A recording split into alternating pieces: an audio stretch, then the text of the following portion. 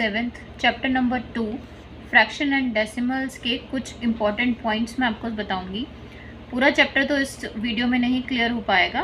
Fractions के बारे में मैं पहले कुछ बता देती हूँ। कुछ पॉइंट्स जो हैं जिसमें ऐड, सब्ट्रैक्शन, मल्टीप्लिकेशन, डिवीजन, ये बेसिक है आपका फ्रैक्शन का।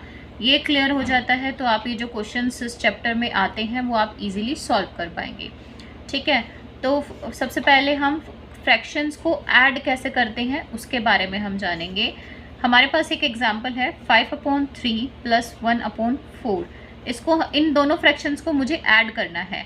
अब यहाँ पर देखो, अगर हमारा डिनोमिनेटर दोनों का सेम होता तो हम नॉर्मल ऐड कर देते, लेकिन यहाँ पर डिनोमिनेटर हमारा सेम नहीं है तो उसके लिए हम क्या करेंगे, यहाँ पर हम एलसीएम लेंगे। LCM of 3 and 4 is 3 4s 12 आएगा एलसीएम। उसके बाद फिर हम यहाँ पर कॉमन में 12 लिखेंगे। अब 3 के टेबल में हमारा 12 कब आता है, 4 पर। उस 4 को मैं मल्टीप्लाई करूँगी इस 5 के साथ, प्लस 4 के टेबल में 12 कब आता है, 3 पर। उस 3 को मैं मल्टीप्लाई करूँगी 1 के साथ।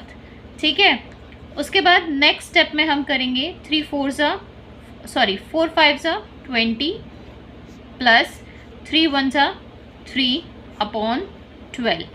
तो मैं यहाँ पर मेरा 20 + 3 23/12। ठीक है, ये हमारी लोएस्ट फॉर्म है। ये इससे ज़्यादा और लोएस्ट नहीं हो सकता है, तो यही हमारा आंसर है। अगर यहाँ पे कुछ ऐसे नंबर्स आ जाते हैं जो किसी के टेबल में आते हैं और हम उसे लोएस्ट में कर सकते हैं तो हमें उसको लोएस्ट में करना है, अदरवाइज हमारा आंसर यहाँ पर कंप्लीट हो जाता है। ठीक है, इसी के साथ अब हम सब्ट्रैक्शन का एग्जांपल लेते हैं। एक सब्ट्रैक्शन में हम देखेंगे सेम, हम जो इक्वेशन, जो फ्रैक्शन हमने पहले लिया था उसी फ्रैक्शन को हम सब्ट्रैक्ट करके देखेंगे। 5/3 - 1/4।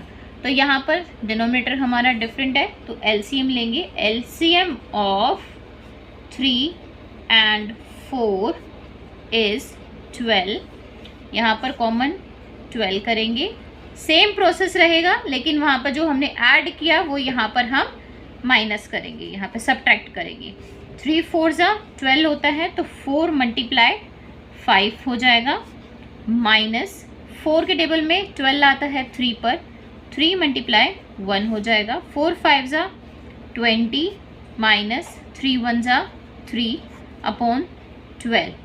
ठीक है, अब 20 - 3 is 17/12। तो ये भी हमारी लोएस्ट फॉर्म है, तो ये हमारा आंसर हुआ।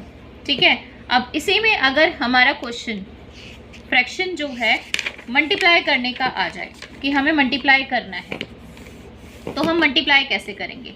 तो एक एग्जांपल है मेरे पास 2/3 मल्टीप्लाई में, ये मिक्स्ड फ्रैक्शन यहाँ पर गिवन है। तो सबसे पहले किसी भी इक्वेशन को सॉल्व करने से पहले या किसी भी फ्रैक्शन को, ये जो मिक्स्ड में हमें दिया हुआ है इसे हमें प्रॉपर फ्रैक्शन में या इम्प्रॉपर फ्रैक्शन में इसको कन्वर्ट करना होगा। ठीक है, तो ये 2/3 अभी मैं ऐसे ही लिखूंगी। सबसे पहले इसको कन्वर्ट करेंगे तो आपको आता ही होगा मिक्स फ्रैक्शन को चेंज करना। 3 2s 6, 6 + 2 8, 8/3 इज द, यहाँ पे ये चेंज हो गया। ठीक है, अब हम इसको आसानी से करेंगे। तो मल्टीप्लाई में कोई ऐसा बड़ा कॉम्प्लिकेटेड रूल नहीं होता है, हमें सिर्फ क्या करना होता है, जो उसके सामने वाली डिजिट होती है उसके साथ हम उसको मल्टीप्लाई कर देते हैं। जैसे 2 8s 16 और 3 3s 9। ठीक है, तो ये हमारा आंसर, अगर लोएस्ट में जा सकता है तो लोएस्ट में कन्वर्ट करेंगे, अदरवाइज वही हमारा आंसर होगा। अब डिवाइड में अगर हम देखें, अगर इसी तरीके से फ्रैक्शन हमें डिवाइड में करने के लिए कहा जाए कि हाँ फ्रैक्शंस को डिवाइड करो, तो हम कैसे करेंगे। इसमें हमारे पास एक एग्जांपल है, 12 को मुझे डिवाइड करना है 3/4 के साथ। तो ये डिवाइड करना इतना इजी नहीं है, मतलब हम ऐसे नॉर्मल इसको नहीं डिवाइड कर सकते हैं। तो इसके लिए हमें क्या करना होगा कि इस डिवाइड के निशान की जगह अगर मैं यहाँ पर मल्टीप्लाई ले आऊँ तो मेरा आंसर ईजिली आ जाएगा। ठीक है ना, तो इसके लिए यहाँ पर मल्टीप्लाई लाने के लिए क्या करना होगा, 12 को रखेंगे हम सेम, मल्टीप्लाई रखेंगे। जैसे ही डिवाइड का साइन को अगर मैं मल्टीप्लाई के साइन में कन्वर्ट करती हूँ तो जो मेरा ये वाला पार्ट है, ये वाला फ्रैक्शन है, ये रेसिप्रोकल हो जाता है। रेसिप्रोकल यानी कि पलट जाता है, 4 ऊपर चला जाएगा, 3 नीचे आ जाएगा। ठीक है, तो अब ये वही वाला क्वेश्चन हो गया जो हमने अभी इससे पहले मल्टीप्लाई किया था, तो हमने सिंपल उसी तरीके से सॉल्व करना है। ठीक है, तो ये 12 4 ज़ा 48 अपॉन 3। ठीक है ना, तो यहाँ पर जो है अब ये आप देख रहे हैं कि इसको लोएस्ट में कन्वर्ट किया जा सकता है। तो 48 को मैं 3 से डिवाइड करके देखूंगी, तो 3 1 ज़ा 3 1 8, 3 6 ज़ा 18। तो यहाँ पर देखो 16 हमारा आंसर, इसको लोएस्ट में कन्वर्टने पर 16 आंसर आ रहा है, तो जो मेरा आंसर होगा 16। ठीक है, इसी तरीके से अगर आप फ्रैक्शंस को ऐड, सब्ट्रैक्ट, मल्टीप्लाई, डिवाइड करना अगर आप सीख लेते हैं तो आप कोई भी क्वेश्चन इजीली सॉल्व कर सकते हैं। इसी के साथ अगर आपका फिर भी कोई डाउट रह गया है तो प्लीज़ मुझे कमेंट बॉक्स में ज़रूर बताइएगा। Thank you for watching.